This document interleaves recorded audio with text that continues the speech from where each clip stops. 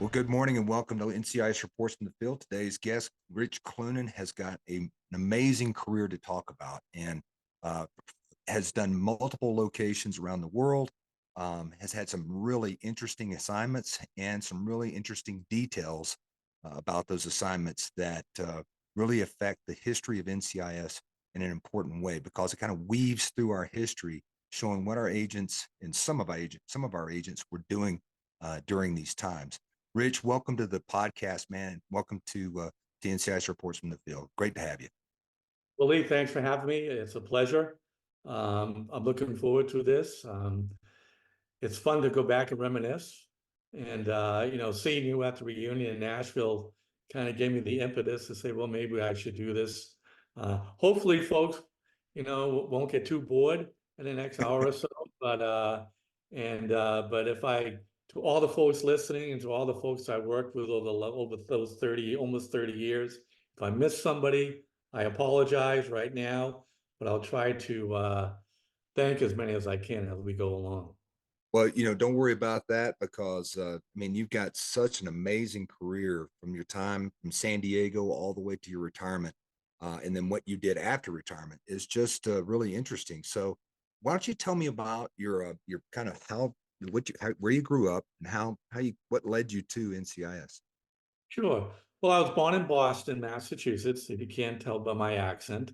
Still have it after all these years. But I grew up in Waltham, Mass, which is about 12 miles west of Boston, and maybe about 10, 11 miles from Fenway Park. So, a Boston sports fan. I know I can hear everybody already saying boo on the Patriots and stuff like that, but that's okay.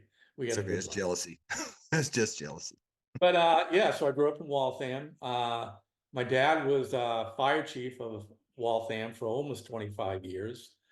My grandfather was deputy police chief of Waltham and was named acting chief, and unfortunately passed away before he assumed the full-time chief of police job. So in my blood, I had public service, and in addition to that, my older brother Jack, which a lot of folks and NCIS had worked with my brother. He was an FBI agent, and I'll talk a little about our working together later on as we go on in this. But we had a chance to work together a couple times, especially post USS Cole, because he was on the New York JGTF. So from there, I went to graduated from the University of Massachusetts with a history degree. I taught in public school for about a year, but then I went on to took a job with the FBI in Boston in an administrative role back in 1978. And what's interesting about that, in that office were myself, Joe Rigo, Danny Hurley, and the late Jack Maresci and Marsha Wow. Maresci. We Wow. were all together in that office. All doing admin? All doing admin. I eventually went to SSG school, Special Surveillance Group school down at Quantico for almost 3 to 4 months, trained to be a surveillance specialist. I was supposed to go out to San Francisco, but Boston was supposed to start up a full-time surveillance team, so they sent me back to Boston. And in the interim, I took the agents test. And back then, if folks may recall, the FBI only really hired lawyers and accountants. And if you're hired in a non-lawyer or accountant position, you were designated white male modified. I know that's not politically correct right now, but that was what it was back then. And they only gave the test to us clerks once a year. Hmm. So I remember taking the test in, I think it was 1979, 1980. Scored very well, and I was on the list for FBI Academy agents class. But I think back in early 80, back then they used to give a spelling test, and somehow someone got the spelling test ahead of that round of testing, so they invalidated everybody's scores Oh my and said we goodness. couldn't take the test for another 2 years. So then I started my search looking for positions in the government. I took a liking to law enforcement work. I think my background being a history major helped. I'm used to doing research, used to looking at problems, doing writing. So I did apply to a lot of different agencies, interviewed with Secret Service, State Department, Customs. But I remember I got a call from the Naval Investigative Service. I remember going over and interviewing, and the SAC of the Boston office right back then was Don McCoy. And I remember, funny, back in this past December, I was playing golf with Ray Main, and Ray was on my screening board. And we were reminiscing about the screening boards back then, how different they were than they are Well, now. but I love talking about screening boards because I ask everybody that comes on the show, tell me about your screening board. What happened? As I recall, I think they'd only asked 3 or 4 questions. I think one was I Irish? And I said, well, of course I am. Now, did I go to church? I said, yes, with the Catholic school, from first through ninth grade. There was some question about alcohol, but I won't get into that. And there was a couple, had I ever fired a weapon? I said, no. And lo and behold, they hired me.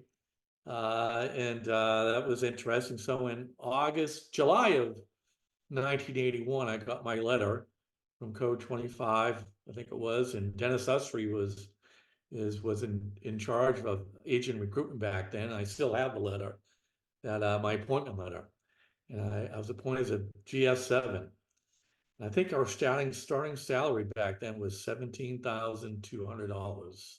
Wasn't much. They said, lo and behold, we're sending you to San Diego.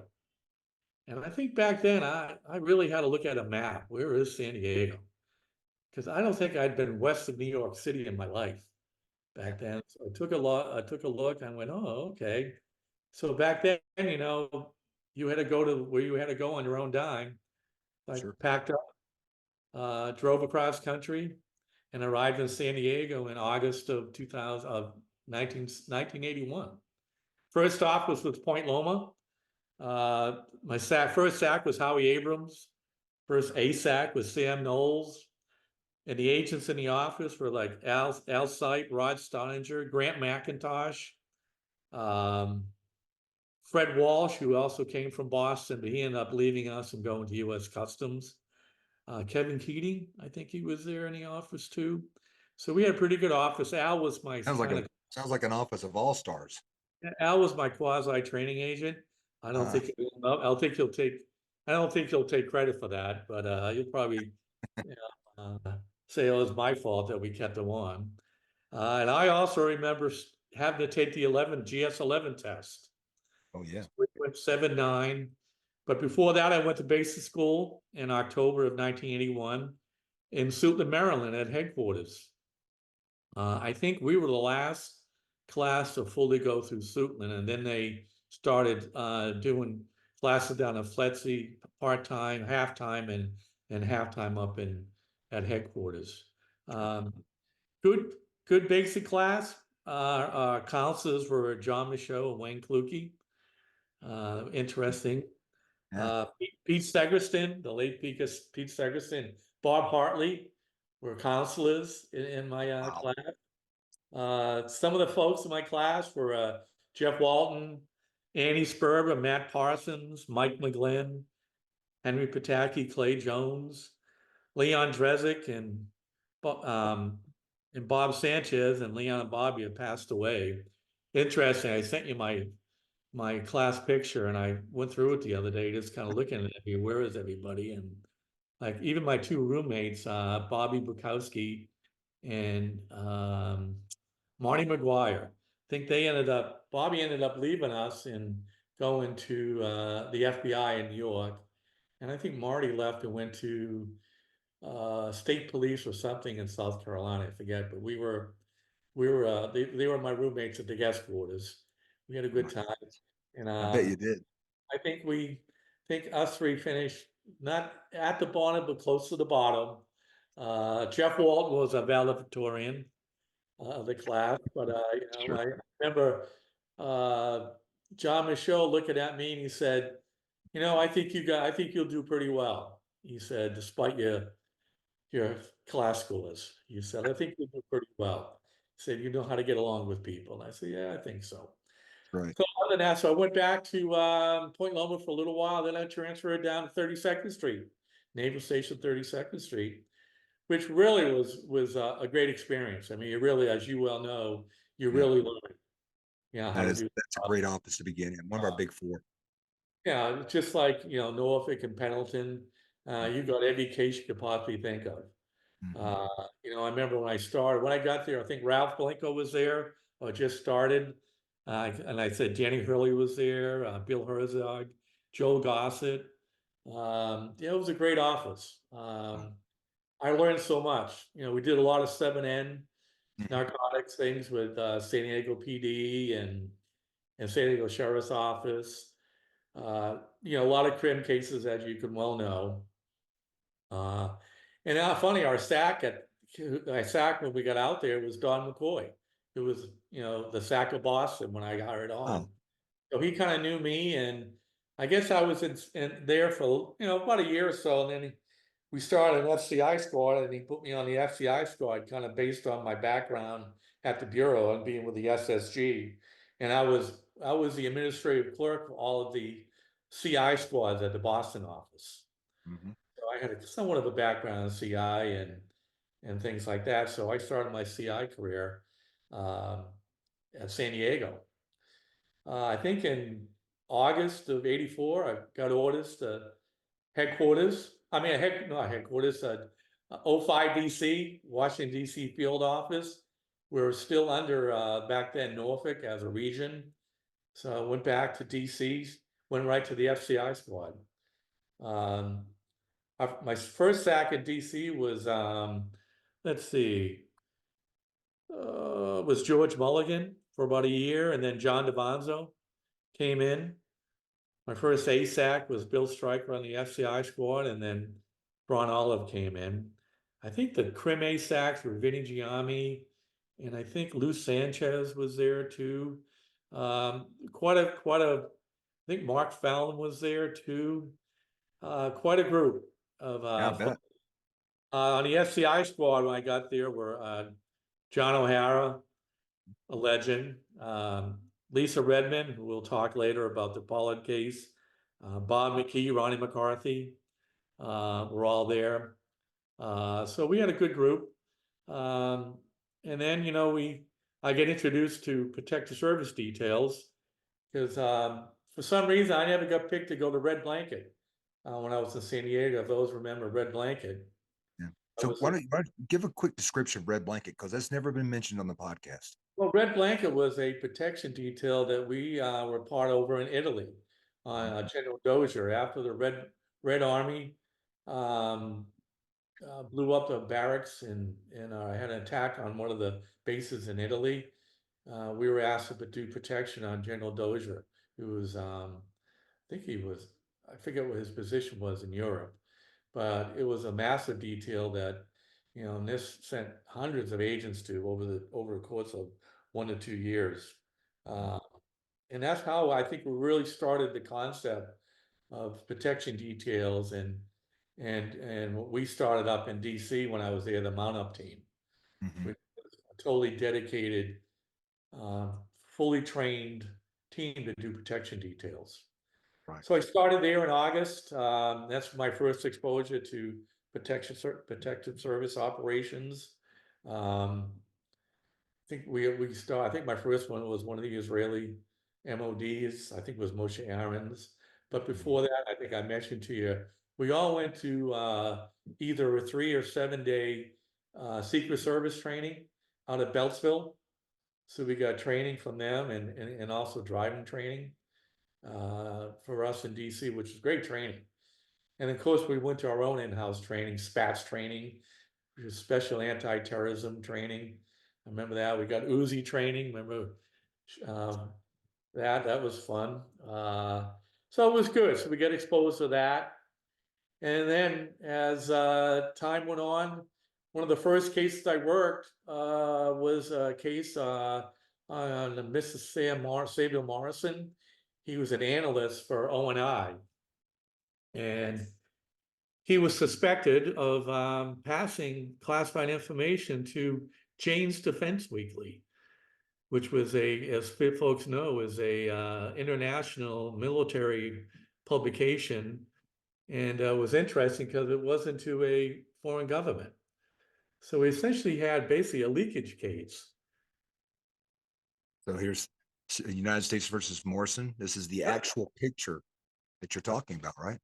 Right, that's the actual picture. Actual picture is the first Soviet aircraft carrier under construction in the shipyards. Wow. He provided that to Jane's Defense Weekly, which he got to be his job as an O&I analyst to kind of establish his bona fides and his access. And as it turned out, his I guess what he really wanted was he wasn't happy in his job. He felt he deserved more.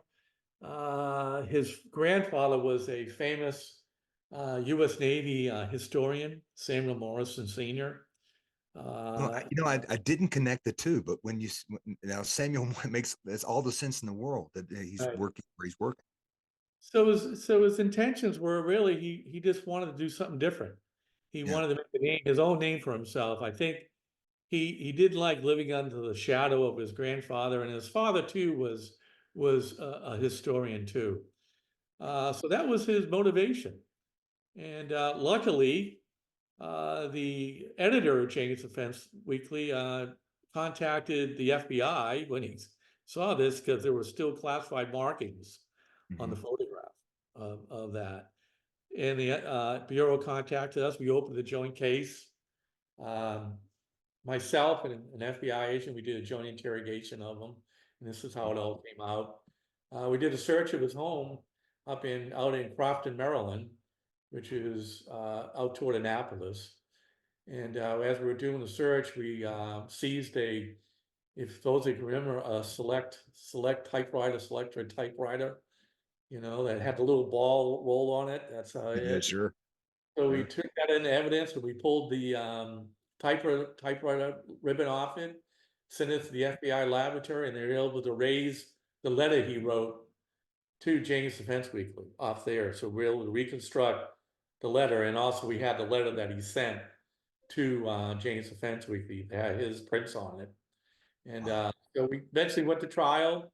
He got convicted.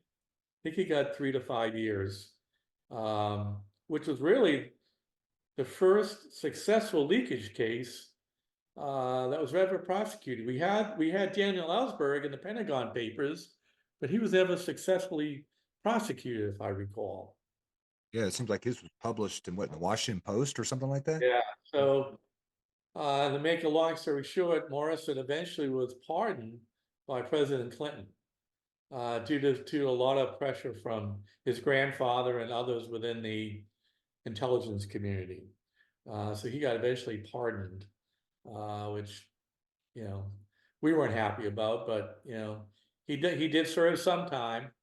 So that was really one of the first cases I worked in DC. And then lo and behold, next year was the year of the spy, 1985. As those of us recall, it was immensely depressing, I think, to be in the intelligence community, to see how many, not only U.S. service members, but U.S. government employees, as we found out, had committed espionage. And I'll talk obviously on one that I was intimately part of was Jonathan Pollard. The Pollard case started in October of 1985, September of 1985, yeah. We had just finished a protective service detail for the Defense Minister of Israel, Yitzhak Rabin, and I had been up at the embassy quite a bit, doing the coordination, because at that time, by then I was in charge. I was head of the MONUP team, which we established to conduct protective service operations detailed in DC. So I had been up to the embassy and met, the embassy personnel. I met the defense attachés, had met all the security offices in the embassy. And as we were wrapping that up, phone call came in from headquarters saying they needed someone to come over to conduct some interviews. As it turned out, poor Lisa Redmond was the only one left in the office. The rest of us were out either on the detail or just finishing up. So Lisa got sent over there, and turns out that a coworker of Jonathan had gone to his superior and said she had some, she had some, I won't say who it was, had some Mhm. concerns about Jonathan and had observed him when he removing classified information out of the building late after hours and was concerned about that. Mhm. So Lisa went over, did initial interviews. We eventually called FBI Washington field office, advised them.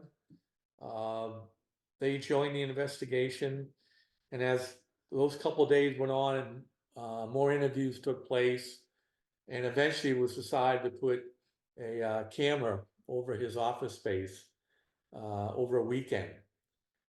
So tech services went in, put it in. We had folks monitoring it.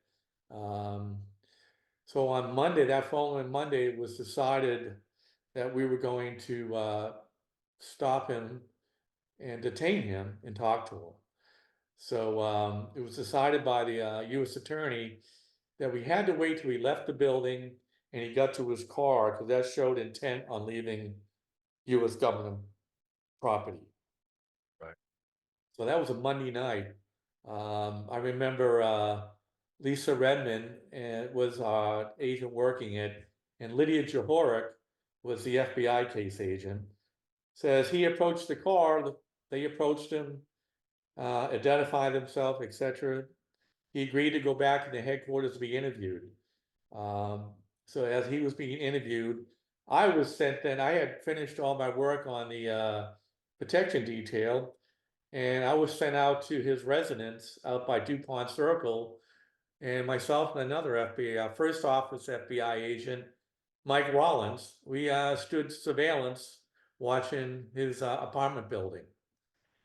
So, and I won't get into all the details because as I think we mentioned, maybe in the future you can do a podcast with Lisa and maybe myself and That go would be into great. I think go that into would be awesome. into the whole investigation because she obviously, as really our case agent, has a lot of the details. Yeah, But I'd like to do a whole podcast. That'd be great, man.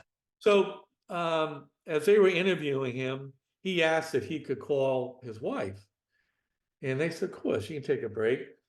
Excuse me. So Lisa, had him step out of the room. Lisa stepped out of the room, but also was there observing him make the phone call. And as she recalled, he said something really odd that stuck out to her. He said, hey, make sure you take the wedding album next door and show the neighbors, but don't forget to water the cactus.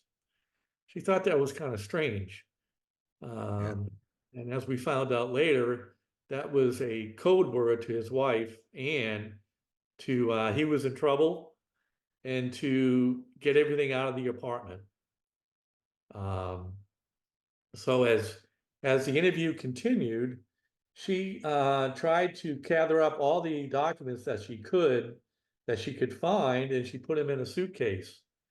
She went next door to their neighbor, who they actually were supposed to have dinner with that night, and said to the neighbor, Jonathan is in trouble at work. Something's going on. I need you to hold this suitcase for me, but then can you meet me up at the Four Seasons Hotel in an hour? So she gave the suitcase to the neighbor, and the neighbor's husband, if I recall, was a Iranian student on a student visa. And she gave him $20 cab fare to take a cab up to the Four Seasons Hotel. As we were doing the surveillance, we didn't know what Ann looked like. So unbeknownst to us, she had left. First, she had gone out to the back alleyway and she was trying to throw the suitcase into a dumpster, but it was too heavy. She couldn't lift it up high enough to put it into a dumpster. And we found out later why. So she ended up giving it to the neighbors and then walking out and going up to the Four Seasons Hotel. We did not see her leave. Nor would we have known that was her. We didn't know what she looked like. So they came out, he gave a permission for a permissive search of the apartment. We went in and we found additional classified documents that Anne had not gotten, had not found. So we seized those, and there was discussion that we wanted to put Jonathan under surveillance, but the FBI and the U.S. Attorney said no, and we come to find out later, we found out why, and that was because the Bureau had two other individuals already under surveillance in that same area. One was Ronald Pelton, who was an NSA employee who was spying for Israel. I mean, for Russia. And then Larry Wu-Chai Chin was spying for China. And they already had surveillance set up within like a 2-mile radius around that neighborhood. So when Anne went out to the alleyway, she saw a car that she thought was an NIS car. And so she got nervous, and that's when she decided, well, I gotta do something. And it turned out it was an FBI, SSG car, surveilling Ronald Pelton's girlfriend, who lived like a block over from Jonathan and Anne. So things went on. He was interviewed the next day. I think he took one polygraph. I think it was inconclusive. And so I think it was Wednesday. He was supposed to come in, and but on Tuesday afternoon, we got a phone call at the field office, and it was the neighbor. And she called and said that she was a neighbor of Jonathan Pollan, and I was listening to her, and she said, my father told me to call you. My father's an admiral in the U.S. Navy. And I called him last night and told him what happened, and he went to the NIS office in Norfolk and told the Norfolk office what went on, and then Norfolk called DC, and then I called, and then she called our office, and I took the call. So I advised Ron Olive, who was the ASAC now at the time, and Ron said, get up there and find out what's going on. So I got into a car, semi lights and siren, through DC traffic at 4 o'clock in the afternoon, from the Navy Yard to DuPont Circle. It wasn't easy, but I ran a few red lights, had the light up. Back then we had the light that went on top of the car. The bubble light. The bubble light. So I got up there, but I had told the next door neighbor, I told her to have her husband meet me outside, and across the street, as I recalled, was like a little convenience store that had like sold, it wasn't a 7-Eleven, but sold, different sundries, and had a little flower shop display out front. I told him to meet me out there, and I told him my name would be John Edwards, because I was kind of testing him to see if I could rely and trust him. And I told him what I'd be wearing, and he comes out and he approaches me and he says, are you John Edwards? And just as a side, I picked that name because the first names of my two brothers. I think it's something quick that I can remember. Yeah, exactly. So he did. We approached, and as we talked, he told me what was going on. So I told him, I said, where's the suitcase? He said it was in their bathtub. I guess they felt that was secure. So I told him, I said, all right, you need to go back and you need to get that and meet me in the alleyway behind the apartment building. Because that night of the surveillance, Mike Rollins and I had gone back and drove around and looked around the area ahead of time. So I knew there was an alleyway back there with a door from the apartment complex that went back there. So I go back there and I meet him. He brings the suitcase out. It's heavy. We put it in the back seat. I immediately put NIS evidence stickers all over it. I had him sign a evidence custody document, and I proceeded to interview him. And he started telling me the story, and I went, wow, that's interesting. So I had him give me a statement, and I had to think about it. Usually back then we swore people to their statements. Do you swear to God? Yeah. Well, I realized he was a Muslim, so I really couldn't. I said, how can I do this? So I affirmed him to his statement. So he signed it, and by then somehow the FBI field office had got wind of us being up there. Can we kind of didn't notify them right away? We kind of said, well, because we had thought they had bowed out of the case by this time. But unbeknownst to me, that they had kind of reinserted themselves into the case. Shocking, right? FBI, after we do most work, they came back. So they ended up coming up there and they said, well, we want the suitcase. And I said, well, no. I said, so I called the office and they said, yeah, you got to turn it over to them. So I had them sign the evidence custody document. All right, turned it over to them. We went back to WFO and we got a search warrant. And I will say, one of the things that I didn't do that I'm proud of is I didn't open the suitcase when I got it from them. You know, at least remember some of my training. And, you know, and I said, no, I can't do that. I mean, you know, there may be things in there of evidentiary value. And because it didn't belong to him, you know, I would have had to got Ann or Jonathan's permission. So I knew I wasn't going to get that. So we went back and we got a search warrant, opened it up, and there were like 300 to 400 documents in there. Everything from secret, top secret, code word, everything you could possibly think of. Wow. It was interesting, the top 5 or 6 documents had to do with the People's Republic of China. And as we found out during the subsequent interviews with Ann and Jonathan, Ann had been a secretary at the National Rifle Association, and she didn't really like her job, so she wanted to start a public relations business. So she thought her first client could be the Chinese embassy, which was right up the street from back then from their apartment. So she had tasked or asked Jonathan to get information about China. So Jonathan brought back TS, SCI, code worded documents for her to take a look at. And those were like the top 6 documents. And in there were a bunch of other stuff. And not to jump too far forward, but if you recall, part of Jonathan's motivation, according to him, was he felt that we weren't giving enough intelligence to Israel about what was going on. But as we looked at these documents, 90% of it had nothing to do with Israel. They were about all around the world, and some of the information was about our most sensitive sources and methods and collection capabilities around the world.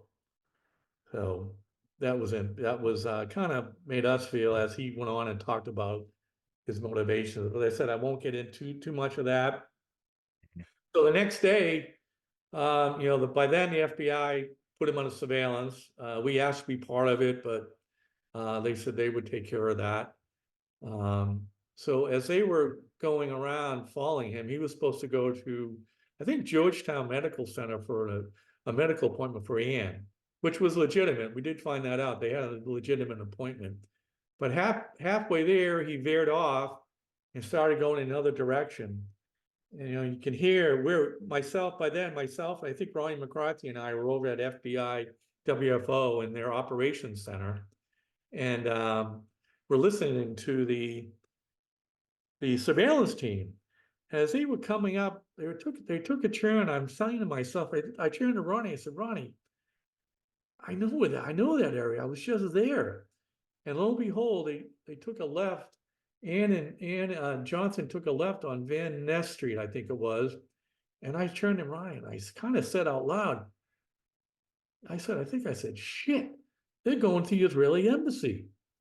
Because there was nothing else up there back then other than the Israeli embassy. And I think maybe the Qatar embassy was there, I think, but it was nothing there. And as I turned to the FBI ASAC, I said, they're going to the Israeli embassy. And he said, stop them, you know, apprehend them. And by that time, Jonathan had gotten to the gate of the embassy and they had opened it for him. And I still remember talking to the Secret Service officer on duty that day, who was like, next thing you know, the thing opens up, car, you know, goes in there. Next thing you know, 5 to 6 FBI cars, lights the siren, pull up. And so he goes in there and there's a conversation that, you know, we found out later. And they were supposed to take him in because they had passports, Israeli passports for him. But somehow the Israeli security officer on duty did not get the memo and was not told that they were supposed to be brought in. And we found this out later. And then if you hear the documentary that, if you ever watch the documentary that we did 2 years ago, that we talk about that. Hey, so mention the name of that documentary so people out there can find Yeah, it. we did a documentary about a year and a half ago at the request of an Israeli TV production company, and it was called Trader. And the Israelis approached Lisa Redmond and Lydia Johort, the case agents, to see if they would be willing to talk about the case. Lisa asked me if I would partake in it because of my involvement with Season the Suitcase, et cetera. And we all hesitated because we weren't sure of, what this was going to be. They promised us that it was going to be a real look at really who Jonathan was. And they wanted to show that he wasn't the hero that the Israeli government and Israeli press were making him out to be. Yeah. So we agreed to do it. I got permission from headquarters and Navy PAO office to do it. So we did it about a year and a half ago. It was shown on Israeli TV in February of 2021, I think. It's been sold to a French company it was supposed to be shown on French TV. A US distributor has not picked it up yet. I'm working to see if we can get permission to provide it maybe just to NISA within NISA circles. I'm not sure about copyrights. We did have permission to share it with our friends and coworkers. So I'm assuming NISA is a coworker. That's right. They're all former co. Well, here's the thing. I know viewed it. You did sent it to right. me. I viewed it, and it was amazing because here I was thinking, oh, the Israelis, they just embraced Pollard when he went back there, but that wasn't the case. I mean, and I think what was shocking to me and was a surprise to me was how far up the conspiracy went in the Israeli government, and who knew. I was amazed at that. And it wasn't some rogue operation that Raphael Etienne, who was in charge of that special scientific unit, it went all the way up to the prime minister.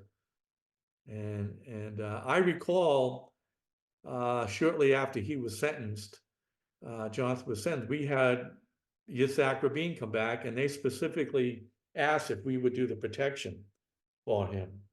And I had a conversation with his senior aide, and I asked him point blank, did the minister know? And he looked at me and he hesitated, so right away I knew that the minister knew. And he said to me, well, the minister knew that we were getting information from the Navy, but he said he did not know it was from NIS. I got to take that on face value. I don't believe that for 1 second. I think the reason they asked for us again, and they specifically asked for me, I don't know why, was that maybe to make amends or what, I have no idea. Yeah, but it was interesting. It was a very interesting documentary. I hope that we can get it out to all the people that want to see it. So eventually he got, he pled, he got 30 years. 30 years. He was paroled, two or 3 years ago, went back to Israel and, whatever. And I do remember, the producers of that show showing me the video of him getting off the plane and kissing the ground, the airport ground, the tarmac, and Benjamin Netanyahu coming over and presenting him with his Israeli citizenship papers. And I remember they asked me what I thought, and I just said, well, he's your problem now, not ours. Yeah, So, exactly. I don't want to take too much away from that. So what other interesting about that case, if I recall, it set a precedent. After that, Congress changed the espionage law somewhat, that now it was espionage would be, 30 years to life without parole. Jonathan could have been paroled, but he never was. And we all know the efforts by individuals in our government and the media to get him released, but he never was. And there's reasons for that. So, but let's move on. Yeah. A lot of other cases that year, obviously the John Walker spy case happened that year. The Norfolk field office obviously was our main lead on that because that's where John Walker was. But we had a lot of leads up in the DC office because that's where he did his dead drops, etc. When Michael Walker was arrested on the Nimitz, he was brought back to DC. Keith Hitt, I think it was, escorted him, and we met him at Andrews Air Force Base, and myself, and I think Bill Stryker. We went on up onto the plane and brought him back down to the tarmac, and we had to turn him over to the FBI, which he was still active duty, but it was an agreement made by the Navy and U.S. Attorney's Office that they would all be tried in U.S. District Court. But we had to turn him over to the FBI, which none of us were real happy about. But Yeah. that's what it was. And as we all know, out of that, the bobsled task force was stood up. That was the name of the task force, joint task force with the FBI and us. Between there was a lot of participation from agents in Norfolk, agents in DC, worked on that. I know Al Sight did a lot on that. Lisa Redmond was on it. I was on it a little, did some leads. But by then, we had other cases back then. We had Lone Tree, the Lone Tree case, the Marine Security Guard that was arrested over in Vienna, Austria for spying, and he was recruited by the SVR while he was a security guard in Russia through a honeypot operation. Those who don't know what a honeypot is, they used a young, attractive female to target him, and she introduced him to her uncle Sasha, and then he ended up providing information about the internal workings of the U.S. Embassy personnel, who were the CIA personnel, who were this, who were that, and when he was brought back to the U.S., we had to escort him down to the brig in Quantico. It was an interesting ride from Andrews to Quantico. And then that follow-on case, expanded to looking at, the whole Marine Security Guard apparatus throughout the world. And there were several other Marine Security Guards that came under scrutiny. One was Bracy, and there were a few others. That case, eventually he got convicted. But the other individuals were never charged, or were charged, never went to trial due to some issues. So it was the way it was. But it was a year of the spy, as people know. I think up to 18 to 20 additional U.S. service members and U.S. government personnel, were arrested for suspected espionage. So it was just amazing, the efforts, which I think then galvanized and forced the U.S. government, at least the U.S. intelligence community, to start looking at counterintelligence in a different way. And as we all know, a lot of money came our way, and we started having more dedicated CI squads in this and NCIS at the time. So Probably gave me an opportunity to get hired too. So exactly, for a lot of folks. And but in between all that, we continue to do protective service details. I'll just mention a few others of note. So, all along, during the year of the spy, we still had the responsibility to do protection. And some of the couple of notable ones were that we had to provide protection to a NATO summit up at Annapolis, which was very intricate and very involved. We were called to assist U.S. Secret Service to go up to Reykjavik, Iceland, for the first Reagan-Gorbachev summit. We had an office in Keflavik, and so the the Secret Service was asked us to support them up there. So I brought our team up there, and it was interesting working with the Secret Service. And great kudos to our Keflavik office back then for the help they provided, and and we had a great base of operations to work from. If anybody ever gets a chance to go to Iceland, go. It's a fantastic, unbelievable, beautiful country. Wow. Um, it was That's what very, I've heard, but everybody's gone to Iceland or was posted in Iceland will tell just amazing stories about how beautiful that place is. it is. Interesting. I had an opportunity when I was there to President Reagan went to talk to the troops at Keflavik, and as he was coming off stage, his detail leader introduced me to him. So I had a chance to meet the first time I met President Reagan, another time I'll mention. Another, as I say, I'll follow on with that. Another detail that was interesting we did was with Yitzhak Rabin. He was invited to a dinner at Constitution Hall in DC for the editor of the Washington Post, Margaret Graham. And there was, in attendance was President Reagan, Henry Kissinger. Matter of fact, Mr. Rabin sat at the same table as Henry Kissinger, and I got to meet Henry Kissinger. And following that, during the dinner, I got to meet President Reagan once again. His That's head of detail introduced me because we were one of the only U.S. agencies allowed in there armed, because myself and Tim James, had gone to the planning meeting. Some other government agencies that I won't mention showed up at the door to go in with their protectees and weren't allowed in because they were not they did not bother to show up to protect at the planning meeting. So Secret Service, they pinned us and we were armed, and it was very interesting. And wow. to end up, I'll just mention that toward my end of my time at DC, I got asked and I had to do the initial coordination and set up the protective detail for Oliver North, Lieutenant Colonel Oliver North from For sure. Iran-Contra fame.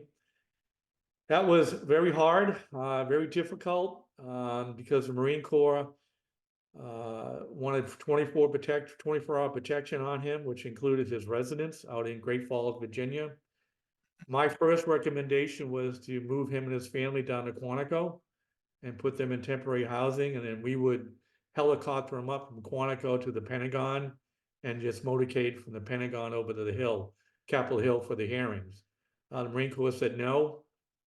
So we had to set up 24/7 as residents. We set up a mobile command post out there, and there was probably hundreds of NCIS agents came through DC as part of the Ollie North detail. Sure. Uh, I think we rented out the Sheridan Tyson's Corner for like, I don't know how many months. It was not without its difficulties. Yeah. Uh, it was a personnel challenge. We had a lot of folks that came in that had never done a detail before. So there was a lot of OJT, which was hard to do. Not to mention, I've heard stories that one of the agents there almost got killed by a horse in the middle of the night. Yeah, yeah. And I had one agent who became very close to the family, and he had gotten orders to a location that he didn't want to go to. And he went to Lieutenant Colonel North and said, I really don't want to go. So Lieutenant Colonel North called up the Secretary of the Navy and said, I really don't want so-and-so, Agent so-and-so, to go. Can he please stay? And of course, the next thing I had was a phone call. I think it was Jerry Nance called me and used some words like, what the F are you doing over there? What's going on? Why am I getting a call from Secretary of the Navy? And so we straightened that matter out very quickly. Not a call you want to get, though, from Code 23. I had to explain to Colonel North that, we all signed a mobility agreement, just like the military. And when we get orders, we go. Yep. He begrudgingly agreed, and that agent did subsequently transfer him. So that was an interesting. So That's interesting. I'm sure, but I mean, sure, Colonel North. I mean, understood that once you explained to him, it's like, hey, just like yeah, the Marine yeah, Corps, we yeah. have to we I have to think transfer too. again, it's one of those things where sometimes you get too close to your source. Mm-hmm. And this is one of the cases you got this individual too close to the principal and his family. Yeah. They kind of took him on like a son, and by that time, I was sort of, I didn't have a lot of the hands-on I mean, I was managing it from, the field office, but Tim James, I think, was more the day-to-day. And I got to give him all the credit in the world for managing that because it was not easy, that detail. So shortly after that, I mean, even during the middle of that, I think I got transferred over to headquarters to what's called 22C, which was the special access program support. If those of you in special access programs, AKA black programs, there was a small cadre of us that supported them, and we were called 22C. One of my first programs was the USS Sea Shadow. I took over for Chuck Bryant. The Sea Shadow was the first stealth ship. That was the prototype that was developed by the U.S. Navy and the Skunk Works. Lockheed I Martin want to Skunk. show a picture of this sea shadow because it was a really interesting ship, and not a lot of people remember this. Um, so I want to show a real quick picture of this. I pulled one up. Um, But as you're doing that, I'll talk a little about it was built inside the Hughes mining barge. mhm. Howard Hughes had a mining company and was built inside that. And the Hughes mining barge had another famous role in history. If those who recall, back in the late 70s, a Soviet nuclear submarine sunk in the Pacific Ocean. And the CIA did a undercover operation using the what's called the Glomar Explorer, which was a CIA ship. They went out and they pulled up the submarine from the ocean floor, and they placed it in the Hughes mining barge, and they towed it back to a location to exploit it. This was a National Geographic special once too, because Yeah, and it was cover that was a cover story for what they were doing, right? right. So it was built inside the Hughes mining barge, which was berthed about 10, 15 miles from San Francisco, which, if you know San Francisco, they had a Russian consulate Mhm. there. It was also built inside there to hide it from Soviet overhead collection. So we built the whole thing in there. It got christened in there. And eventually, what we had to do was tow it from San Francisco down to Catalina Island, which is just north of LA, Los Angeles. And they would float it out of the barge at midnight on a moonless night, and they would conduct sea trials of it to see how it would do in certain sea states. Yeah, I remember some of the things we had to do was set up, an exclusion zone with the Coast Guard.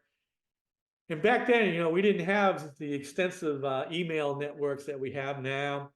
SIPRNet was very in its infancy. sure. So a lot of it was me going out to field offices and reading in agents in different field offices to support the program. Wow. And back then, there was a limitation set by Congress on how many people could be read in. And in some cases, I could read an agent in, but I couldn't read the SAC in. So that obviously caused some issues. Sure. But I had to call an agent up and say, I need him to go, he or she to go do something. But I relied on the agents in the field, and I got to give them all the credit in the world because I had to do a lot of travel. I mean, I traveled between DC, LA, San Diego, and Dallas, Denver, on a monthly basis. I would be gone 2 to 3 weeks at a time, going to different locations. But a lot of it was in San Diego and LA at Skunk Works. If you know the Yeah, Skunk Works, they sure. develop stealth fighter, etc. Yeah, I And drive up to Tehachapi often to my brother-in-law's ranch and drive past the facility there in the high desert. So And pretty another interesting. program, yeah, and another program I had was a long range unmanned plane, kind of like the prototype to drones now. And we did that out in up at Boeing in Seattle, but they tested it out at Moses Lake, out in on the other side of the Cascade Mountains. So I used to have to go out to Seattle, then travel over the mountains out there and out at Moses Lake, where Boeing had a test facility. So we would test this long range basically drone back then. This was 1980, 88, 89, 88, 87, 88. I think it was called the Condor. That Mhm. was, so that was very interesting. And one final side note, there were about six of us who supported the Black programs. It was myself, Lisa Redmond, Joe Rosano, Leon Drezick, who passed away, Bob Kellum, and a few others. Um, we had a case where one of the programs had a suspected 3C in espionage investigation, and we had to send someone over to East Berlin, and this was before the wall came down. And I got asked by Pete Segerson to go, and so I went over to first I went to Munich to meet with Denny Eastep. Denny Eastep was our agent, God rest his soul, he's passed away, was our agent in Munich, but he had he had injured himself skiing, Oh my and goodness. so he couldn't go. So I ended up going, and I met with the Army Foreign Counterintelligence Activity (FCA) in Munich. I mean in Berlin, and I had flown into Berlin, and I met them, and they assisted me in getting into East Berlin through Checkpoint Charlie. So if those of you who historically know Checkpoint Charlie, that was the gateway from the U.S., the west side into the east. And I remember going through, and I had orders that allowed me to go through. Um, Went through, and it was a kind of maybe a 20-minute walk from there to the U.S. consulate. We didn't have a full-fledged embassy there because I don't think we recognized East Berlin at the time, obviously. So I had to go in and interview two of the Marine security guards and the naval attaché. Did that. I had to do it in the bubble. Back then they had the old cone of silence bubbles, like that was their skiff, and I had to do everything in there. All my notes had to go back via diplomatic pouch. Uh, but as I was coming back, I think I said to you when we talked before, I remember the stark reality of what East Berlin looked like and how different it was from West Berlin. I always tell people West Berlin was like Times Square, very, very vibrant, life, activity. You went to East Berlin, it was like looking at the South Bronx in the 1960s. It was dark, it was gray, it was like a gray soot everywhere, and of course you were staring at the Berlin Wall. I mean, I just remember standing about 20 yards from one of the guard towers, and I was looking up and having a guard pointing down at me with his weapon.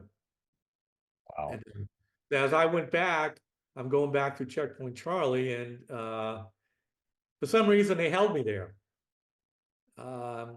It felt like hours, but I think it was like 20 minutes. And I didn't know why. I didn't know. I thought my papers were all good and everything was. I think they were just playing with me a little. Um, and believe me, I think I lost 20 pounds in about 5 minutes. I was nervous because I found out afterwards they could have kept me for 24 hours before they have to call U.S. authorities to advise them that they had held me. So all things were going through my mind, but eventually they let me go through. I met up with the Army again. If I recall, I think we went right to the Sheridan Hotel bar. Had a couple cocktails just to uh, relive Kind of that. chill out, right? Yeah. But that was March. I still remember it was March 18th, 1988. And at NCIS headquarters, I gave them a flag the Army gave me that says Checkpoint Charlie on it, and I donated it to the NCIS museum there. So So I got a picture on the screen here. This was, I don't know, it's probably 70s, 80s checkpoint yeah, trap. You can see almost a standoff between U.S. yeah, and yeah. It Russian was tanks. it was as you to the right there. If you look at the picture, you had to go through there. It was interesting, and so I was able to get back. I stopped in London on the way back, and then went back to headquarters, and you know, um, not sure whatever came up to the out of the case. again, I was not specifically read into that program, to be honest with you. So, but I don't think actual 3C actually came out. I think it was more of a unauthorized, maybe an unauthorized disclosure case, or et cetera. But it was interesting, and then a year later, the wall came down. So it was very interesting. So then let's transition. I get transferred from there down to the Norfolk field office, and I think it was December of 1989. The SAC down there was John Marquette, those you know Oh, John. boy. The ASAC or FCI was Brent Barrett. I think the Crim ASAC was Bobby Nigro. So when I got there, Bob McSherry was on the FCI squad, Steve Green, Boyd Schwartz. I think Diane Cunningham was there. And after about a year, after about 6 months on the squad, Warren Brownlee and Bobby Hyatt came in from overseas. So they were added to the squad, and started actually a lifelong friendship with Bobby and Warren, between me and them. We had a good time. They're good Worked guys. worked some cases back then. Oops, sorry about that. Um, Eventually, Bobby Hyatt went over to be the deputy CI staff officer at U.S. Atlantic Command, and he got transferred, I think, down to Panama, and I took over as a deputy CISO. The CISO was an Army major, actually Army Lieutenant Colonel, Yeah. and I was the deputy CISO. I eventually became the acting CISO for a lot of the time there. And one of the things we did was Operation Uphold Democracy, our military operation in Haiti. We were in charge of, our office was in charge of putting together the force protection plan for the U.S. forces that were going to go into Haiti on the ground. Yeah. That was very interesting. Um, we worked that. I remember working with the Mayport Field Office in a collection operation called Operation Caribbean Cruise. There was a very good operation. It provided a lot of good information. We developed a lot of RFIs from U.S. Atlantic Command down to them that they responded to. It was a little controversial due to some issues we had with the CIA on collecting in country, and tasking in country, without coordinating with them. I think there was a disagreement between all that, what did coordination constitute. But in the end run, it was good information. Once we went in, we set up basically the precursor really of what the SCID, what the SCID did. SCID was in Iraq. We Yeah. set Strategic Counterintelligence Director. Yeah. yeah, counterintelligence. So we set that up in what's called the Light Industrial Complex in Haiti, which called the LIC. We deployed a couple of NIST agents down there. I know Warren Brownlee went down from Norfolk. Um, Haiti was not the best place to be. I mean, I think our biggest challenge we found out was, it wasn't an organized intelligence threat or a terrorist threat. It was gang warfare. Wow. And I remember getting briefed.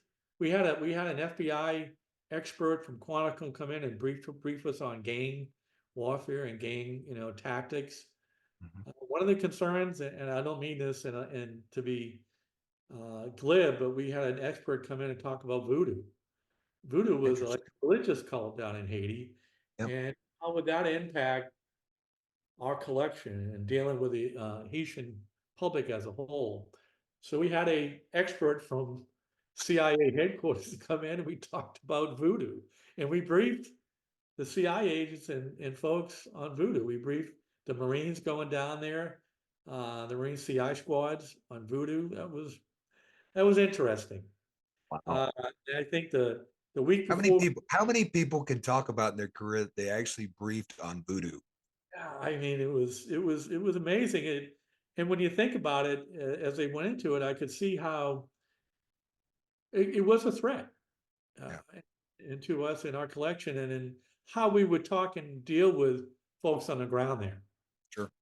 So that was interesting, but the last thing I'll mention was, I remember about a week before we went in, we had a VTC on a Saturday, video teleconference with the Pentagon, and they came up, and there was, Vice President Gore, SecDef, the Director of the CIA, Chairman of the Joint Chiefs of Staff, and, the cast of thousands. So the commander of PACOM, of Atlantic Command, briefed, all parties on what the operation is going to be. The J2 was briefed on intelligence collection, and he mentioned that they had a force protection plan in place, and he asked me to come down and brief it. So I was back in the on the back row of the VTC room, and I was sitting next to the DIA rep, and he said, "Hey, Rich, I think they're asking for you." Uh-oh. I remember, so I had to go down, sit, and Admiral Wilson was the J2 who eventually became director of the DIA. They said, "Rich, go ahead and brief the vice president your force protection plan." So I laid out, what we had in place, how many folks we had, the structure we had in place, how we're going to do collection, how we're going to do reporting. We had, I told them we had CI teams there. So it was kind of interesting. I I bet. was a little nervous, but they quickly got me off stage. Did the vice president have any questions for you? Um, he said, "Can you estimate, casualties of the level of violence?" And I said, "Not really, sir. I mean, until we get on the ground and we can assess, the public's reaction and assess, what the threat may be, but I think we've done everything we can to protect the troops." Uh, and I think if I look back, I don't think we lost anybody to direct hostile interaction conflict. I think we lost a couple individuals through accidents or equipment failure or something like that. I could be wrong, and those who may be smarter in it, but Operation Uphold Democracy. So that was kind of interesting. So I wrapped up my time there, and I was fortunate enough to get transferred and be the resident agent in charge of our office in London, Neutral London. So I got there in August of 1999. No, 95, rather, August of 1995. Um, great, great opportunity. I know a lot of people will say, "Well, how'd you get London?" How come I didn't get London? And then to this day, I'm ever thankful. Great office. And back then, the region was stationed back then, the European region was stationed in London, but that year they moved it down to Naples. And we didn't have a regional director anymore. They transferred it to a SAC, and the first SAC was Doug Tomaso, who was down in Naples. So I was up in London, and great office. When I first got there, we had Marilyn Hurricane, Dick Sullivan, John Lee, Mark Harrison, Ron Henskog, and then Bob Kellum came in, and then we had a transfer cycle of folks, and then Tom Marzilli, Ken Brewer, and Tim Reisinger came in for Great about my bunch of them. last 3 years there, and we had a fantastic office, but we had a lot of responsibility because by then, if you recall, those who recall back then, Nisra London had office, NISRUs in Scotland, Marseille, and Munich, Germany, that all fell under London. I had some great TDYs. I'll just say that. I can imagine what great I had, cities to I go had to. some office, I had these office visits I had to go to, but unfortunately, we closed Scotland, which to this day I thought was a mistake because we still had U.S. personnel up there, and we ended up having to go do a lot of TDY up there because as you know, as bases close down, there's problems. Yeah, sure. We had a lot of theft. We had a lot of child abuse and sex abuse cases. So I had to send Tim Reisinger up there quite a bit. And all the agents we had to send out on a rotating basis to cover that.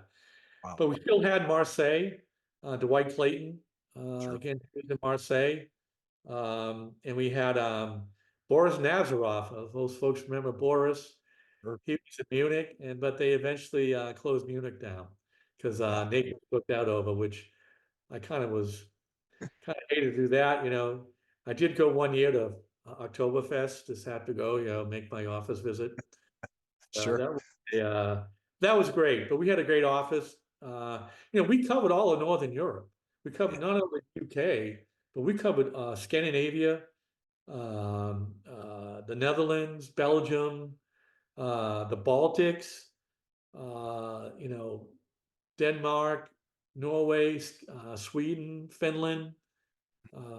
It was a huge, huge AOR. So I kind of divided up the area where each agent had their own area of responsibility.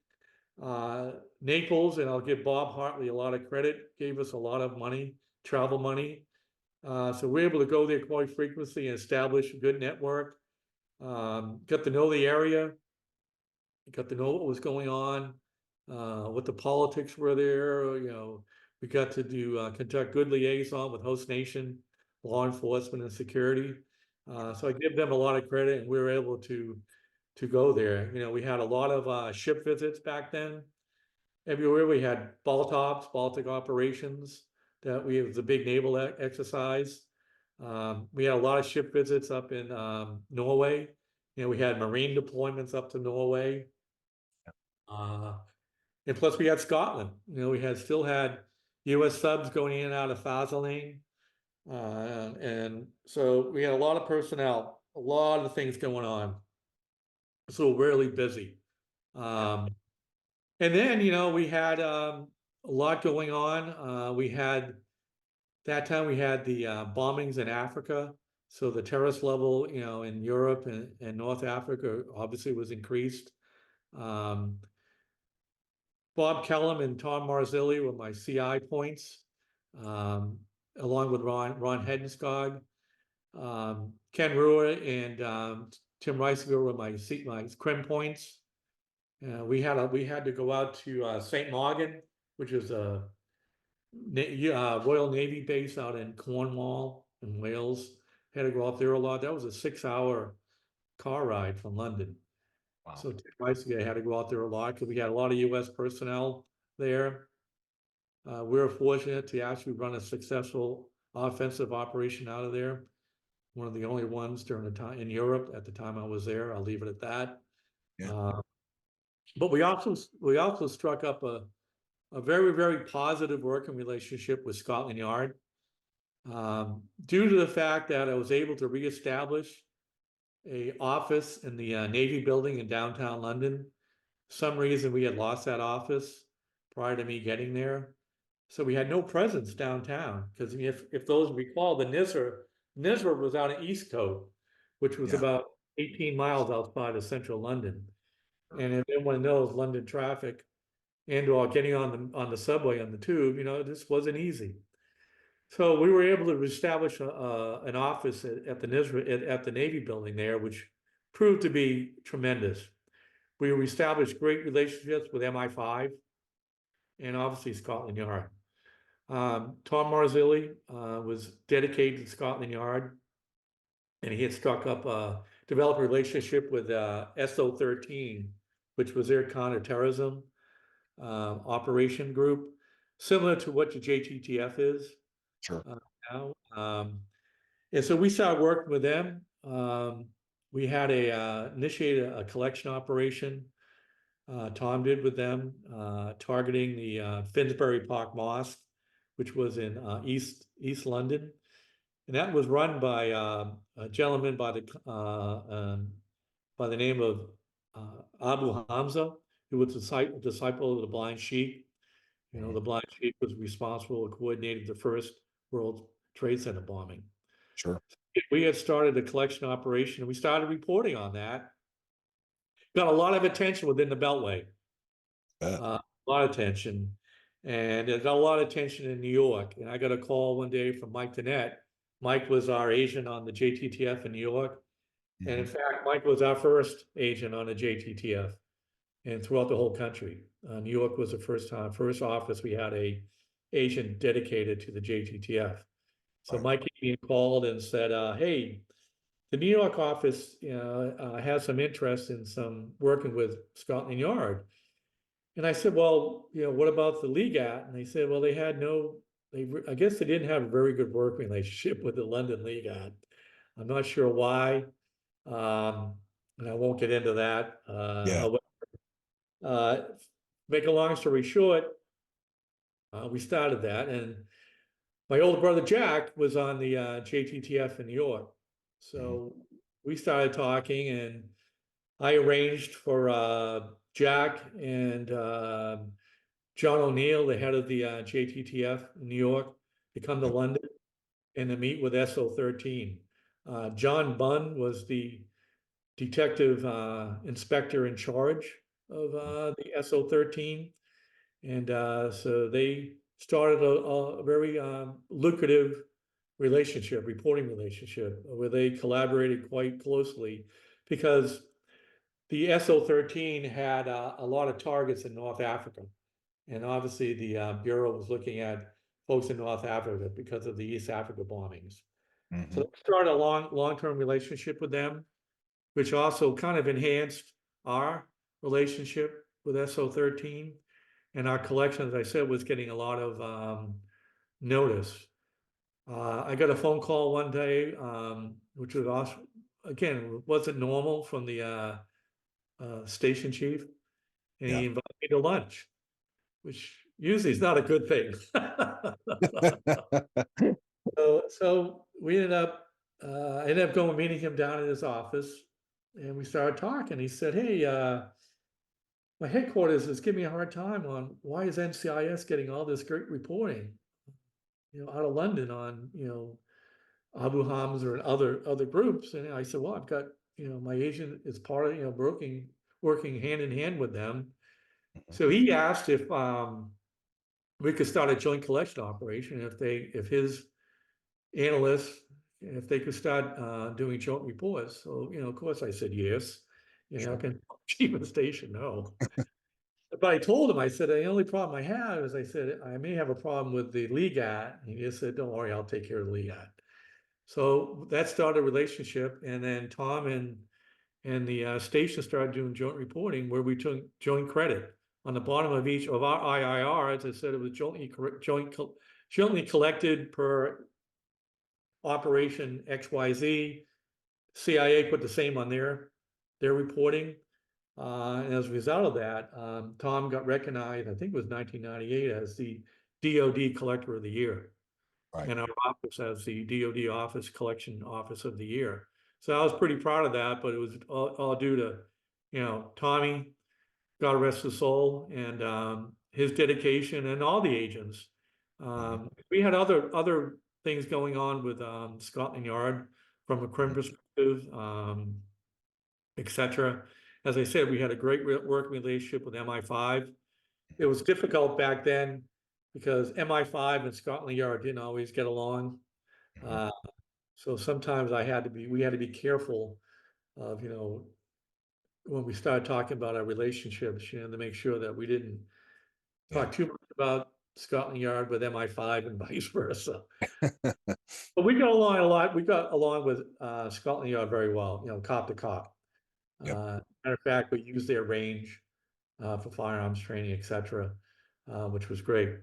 So moving on from there, I think one last thing I'll mention is, at the end of my time there, we had a joint 3C espionage 3C being so for listeners, we use a lot of slang. So 3C is a espionage investigation at SHAPE headquarters in Belgium. We had a U.S. Navy member who was suspected of having a relationship with one of the SVR, Russian SVR members, who was assigned to SHAPE. Um, if I recall, it was called Regal Scepter. yep. And I ended up sending my whole office up there to start working with the Belgium security services. It was the first time, U.S. had worked with the Belgians, other than maybe the CIA, but at least DOD. Yeah, Eventually, I was on the surveillance team with that one coming up from Naples. eventually, the case was turned over to OSP, as well it should. Mhm. I didn't have the manpower, to sustain the investigative activity there. So we brought OSP over, and I think Gary Hargrove came over to be the lead on that, which ended up being somewhat successful. We determined that the individual did not really have was not committing espionage. Yeah. He passed his PG on several occasions. It turned out, I think his wife had a relationship via a church with the individual, and eventually, we were able to resolve it. But it was Yeah. just strange because he was a briefer for the commander of shape, and he would put together the morning briefings, and I guess at that time it was somewhat of a concern that some of our air operations might have been compromised. Yeah. Uh, And so this is, that we're talking about which, at the time we were in the Balkans, right? we were in the Balkans, yeah, sorry, yeah, in Serbia, etc. So there was some concern about that, but we were able to clean them out eventually, and we were able to determine that there was no espionage relationship. Yeah. Probably he got transferred out of there very quickly. Yeah, so that put an end to that. So then, out of London, I get sent back to Norfolk. I was in 99 September of 99, I think. I was the acting ASAC for FCI, um, or interim ASAC, for about a year and a half until Mike McDonald came in. Um, it was a good group again of folks. Um, we worked the Millennium issues back then, Y2K, and the world was going to fall apart, and Yeah. everyone's IT was going to go wrong, and this was going to happen. And, I remember setting up a task force to work with the Navy that we had agents on 24/7, during that whole time frame from December to January. And then when, the ball hit, when at Times Square, nothing happened. So we were happy. But also, I had to coordinate. I ran the yard program. We put agents on the Marine Amphibious Ready Groups on the N2 staff there. So I had to run that. That was always a challenge to find the right people to go. And then by that time, we had integrated that, so we had female agents on board, uh, serving as the CISO per se for the ARG. That always posed a challenge because they had to reconfigure birthing and all that kind of things for that. So um, I want to give a shout out to the agents who did that, because it wasn't easy. It was Yeah. a hard job. They ended up having to do crim work. I know a couple times I know we had a couple homicide, couple suicide investigations while deployed that they had to respond to, and mine the fort until one of the either Naples or another field office could get to. Yeah. So I applaud the agents who did that. Yeah. I only stayed in Norfolk, a little while. I was then in August of, also I will mention, in October 2000, we had the USS Cole bombing, and Norfolk was the home port of the USS Cole. So a lot of folks from Norfolk, as well as you know, as Kathy well knows, deployed over to Yemen. Back here, I know we had to coordinate a lot of post trauma, basically interviews of the crew, command and crew back in Norfolk when they came back. I know I interviewed the Commander Lippold, and the XO, and the Force Protection Officer, and things. I interviewed them on that. But again, I know you've done a whole series of shows on the coal, but and that relationship that we built between us and the Bureau was tremendous. And that's when I'll talk about in a minute how crucial it was to our success after the World Trade Center bombings. Well, John Um, O'Neill was involved in that, and you've had that past experience with John yeah, O'Neill. and as people may remember, John O'Neill retired as the head of the JTF New York and went to work for a firm in the World Trade Centers, and he was in one of the towers on that morning and perished. Yep. So it was Legendary figure for FBI. And when I was in fantastic. Baghdad, they had the O'Neill's place was Yeah, the pub yeah, that they had in Baghdad that they had yeah. named John O'Neill. So I got orders to bureau headquarters to be our senior representative to FBI. I remember going up in September to do my initial, read on to get my badges, meet the team, because I was going to be on not only as a senior rep to FBI, but the FBI NIST liaison to the investigative team at bureau headquarters for the USS Cole. There was a joint team of, obviously FBI, Treasury, state, customs. There was a whole small group. It was really kind of the precursor to the National Joint Terrorism Task Force, which I'll talk to in a minute. Yeah. So I went up there, and it was September 10th, 2001. So I'm in bureau headquarters. I got my badges, saw my office space, met the team, which included a Air Force OSI agent, Tom Gilkison, who had been there for about 6 months. He was great, fantastic. I can't say enough about Tom because he became a really close friend because he, really helped me along to get started. And so Warren was up there conducting some liaison. He was part of a joint task force civil support, which was a DoD task force set up to support civilian authorities during times of disaster. So he was up there talking to the Bureau's weapons of mass destruction team.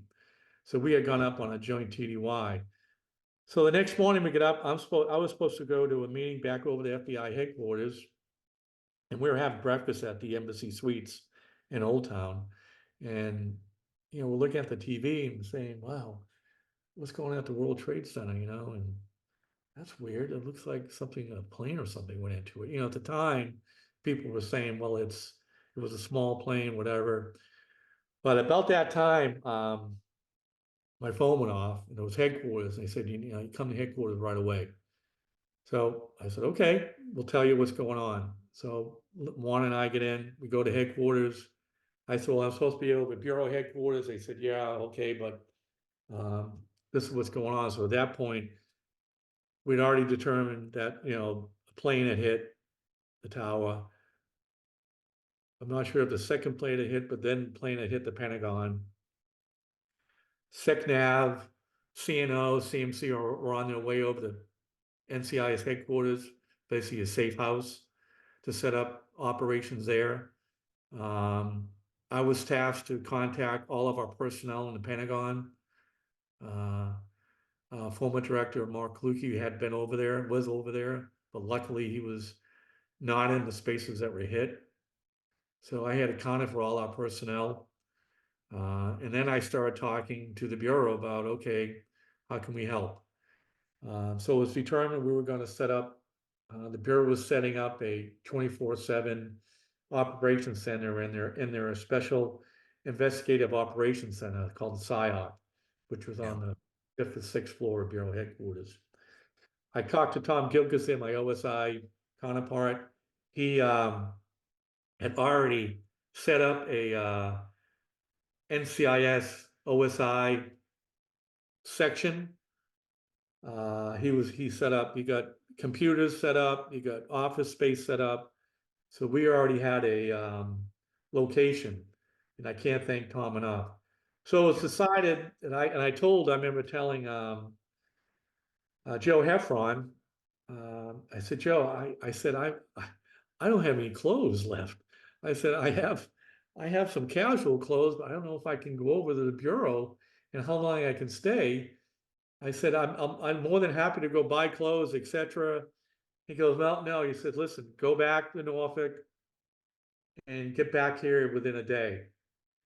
So I said, okay. So Warren and I get into our car, G-Ride, and we needed all the lights and sirens to get out of DC. It was the most surreal experience that Warren and I ever experienced. It was just strange going out and how it felt, because you could still obviously see the smoke from the Pentagon.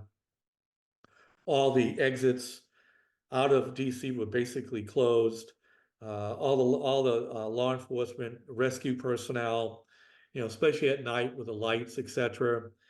So we're able to get out, get back to Norfolk. Of course, Norfolk was on lockdown.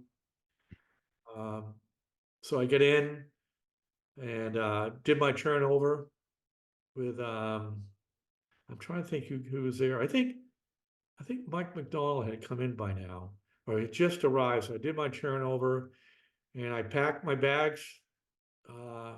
Told my wife, Bibiana, I said, listen, I don't know how I'm gonna be gone, but I'll let you know. So I packed for like 3 or 4 months and drove back that next day and arrived at Bureau headquarters like 2 days later. And again, I can't thank headquarters enough Mhm. for the personnel that went over and staffed the SIOC those first couple of days.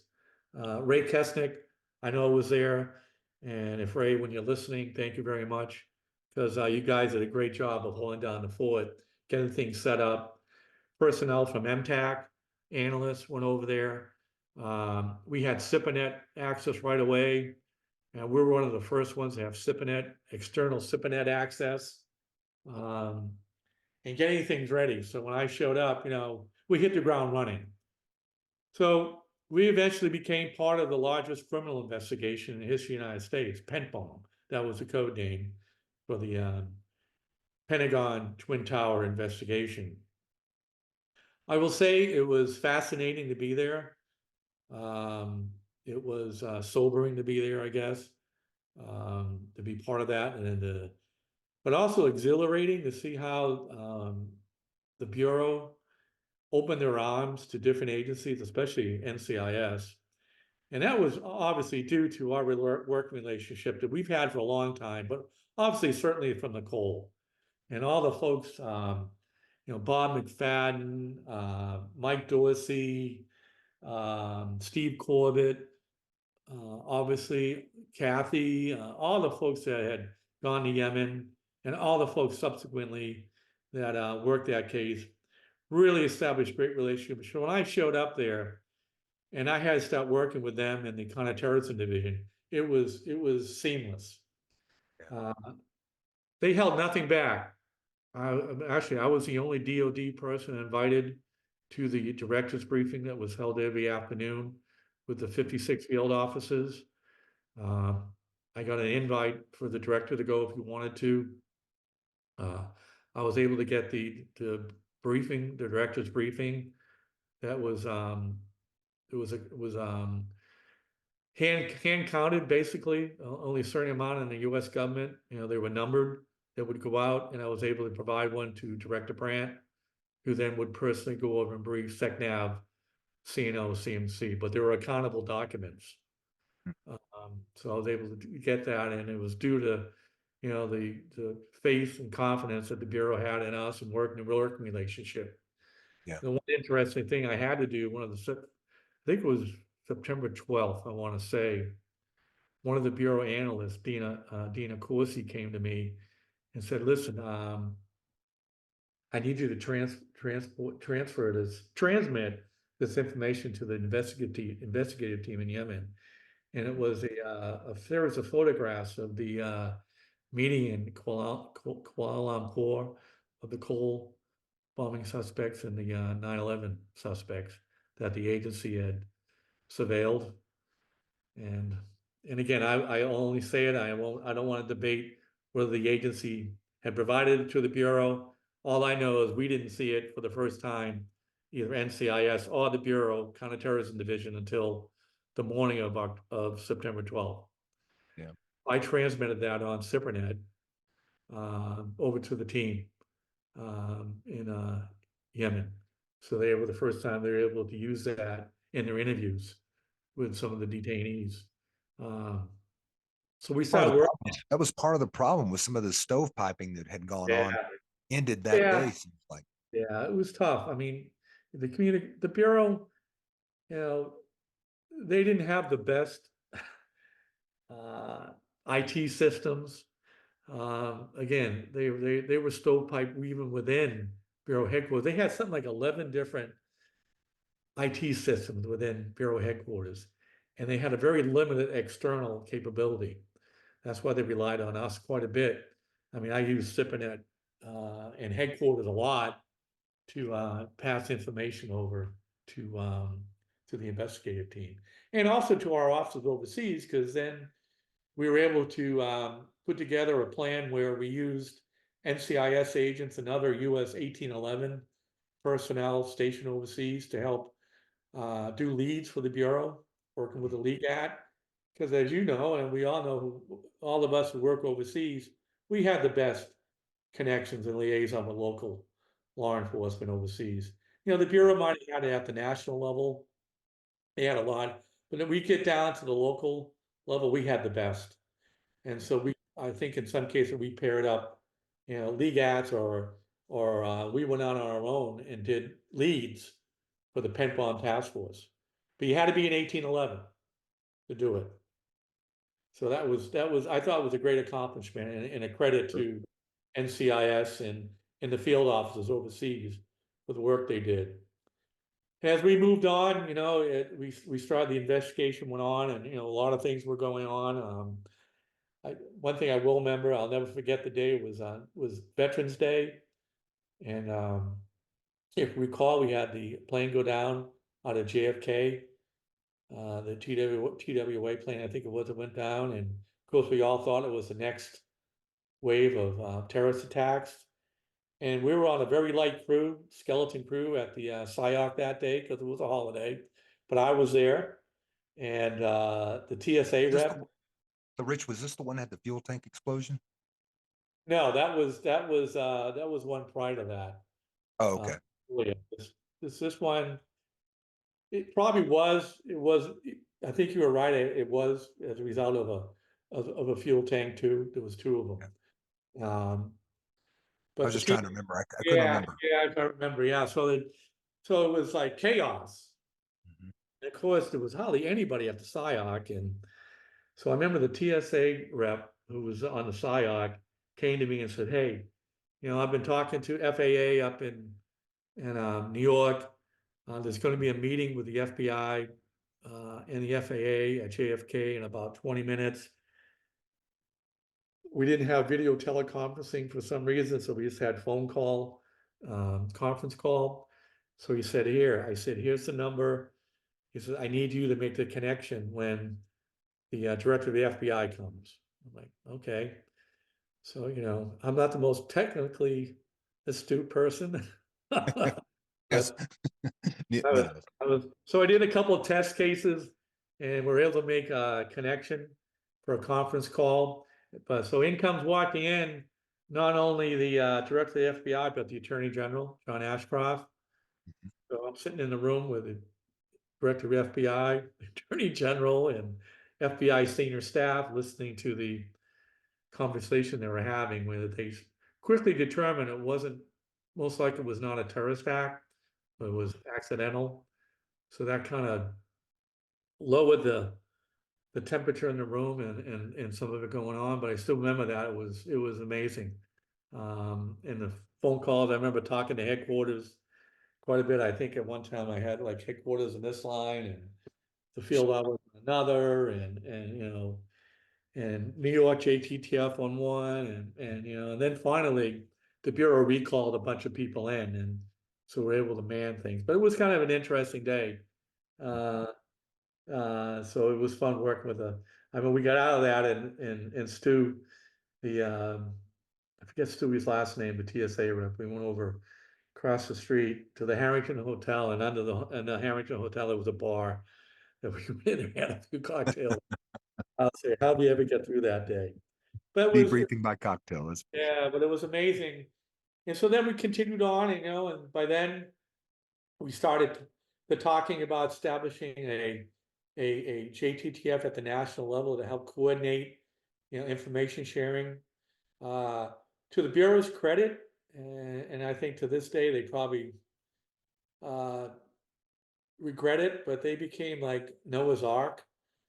They welcomed everybody, one and Yeah. two of everybody to come in, and just the PSYOP became unmanageable. There were too many government agencies in there, and not all of them really had a role.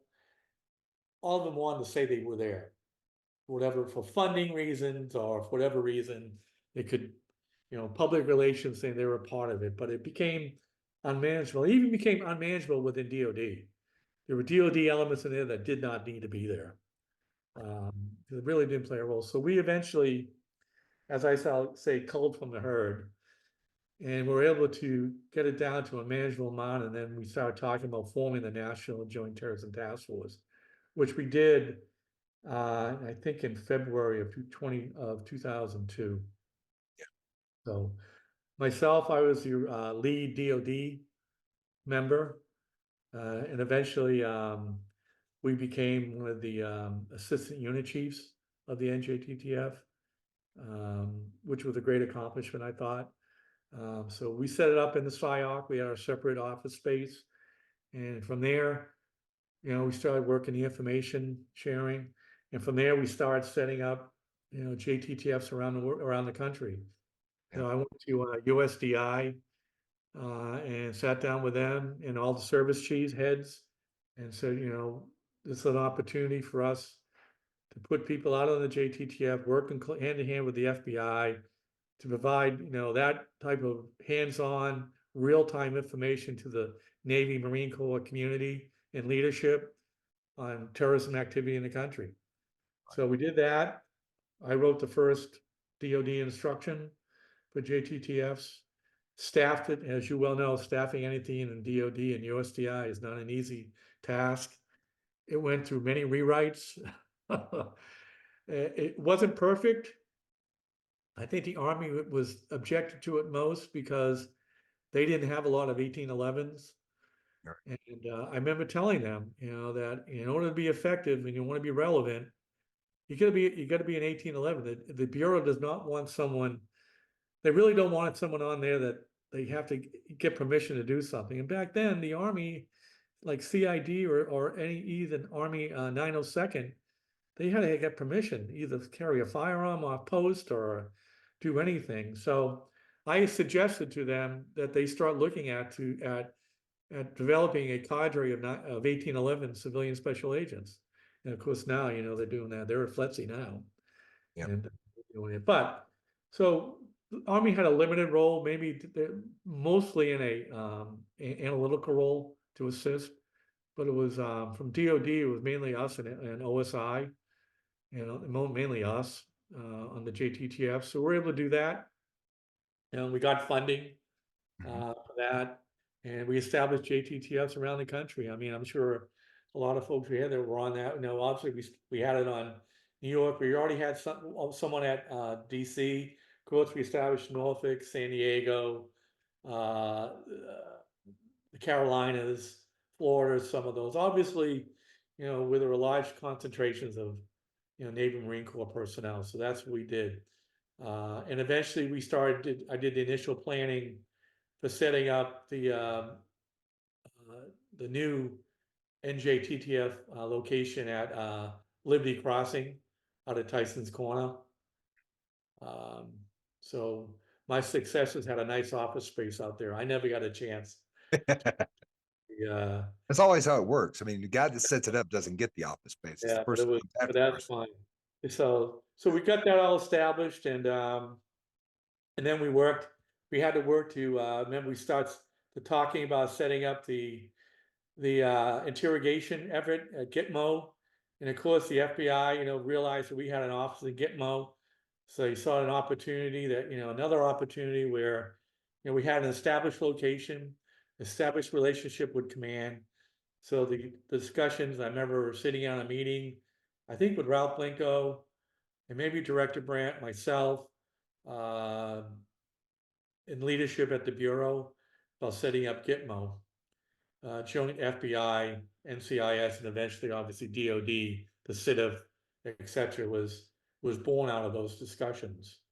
And I remember NCIS, we coordinated the first group of FBI agents to go down to Gitmo and start along with NCIS to start standing up the interrogation effort down there. Yeah. Which was no easy task because the FBI, they didn't understand the concepts of orders, and we flew them all down on Mac flights out of Norfolk or Jacksonville. So, when they showed up at the MAC term without orders, that caused an issue. So we worked through that. So eventually took, our travel orders and modified them to the Bureau that were acceptable to the Navy Travel Office and things like that. So we're able to get that straightened out. So we did that. So I walked away from there feeling pretty good. Yeah. So from there, headquarters rewarded me, I would say, and I got transferred to Hawaii to be the CI staff officer at US Paycom. So I went out there in May of 2004, and great experience. I enjoyed it quite a bit. Of course, I had experience in working at Atlantic Command, so I kind of knew the setup of how a combatant command staff works, so that was to my advantage.